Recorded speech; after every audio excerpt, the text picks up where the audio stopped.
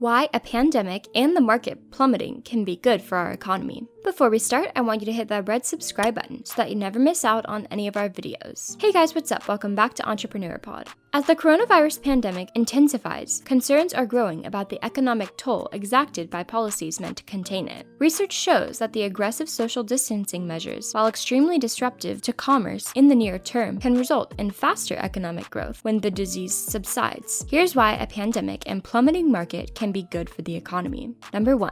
The stock market usually goes up. I told you many years ago, if you stick around long enough, you'll see everything in markets. The most important thing to know about the stock market is that while there is a lot of year-to-year volatility, the general trend is strongly upward. Over a 20-year period, the US stock market has never gone down. That's not magic. It simply reflects the fact that the economy tends to grow over time, and consequently, so do public health. And there's good reason to believe that it will seriously damage the economy. That said, there is no reason to think that all this will have a meaningful impact on the state of the world in 5 or 10 years from now. Whatever happens, the economy will bounce back, and the stock market will go with it. Number 2, a good time to buy low.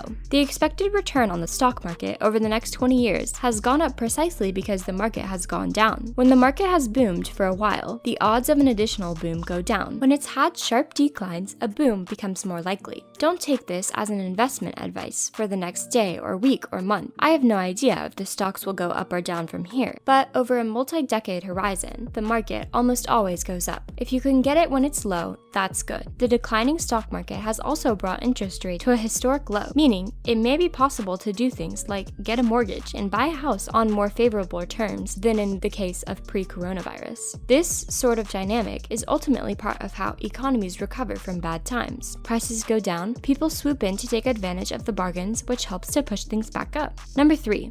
Learning from the past. Economists Sergio Correa, Stephen Luck, and Emile Vernier released a working paper, not yet peer-reviewed, last week that makes this argument extremely persuasively. They compare cities in 1918 to 1919 that adopted quarantine and social isolation policies earlier to ones that adopted them later. Their conclusion? We find that cities that intervened earlier and more aggressively do not perform worse, and if anything, grow faster after the pandemic is over. The researchers refer to such social distancing policies as NPIs, or non-pharmaceutical interventions, essential public health interventions not achieved through medication, like quarantine and school and business closures. The key to the paper is the observation that, in theory, NPIs can both decrease economic activity directly by keeping people in certain jobs from going to work, and increase it indirectly because it prevents large-scale deaths that would also have negative impact on the economy. In other words, social distancing measures that save lives can also, in the end, soften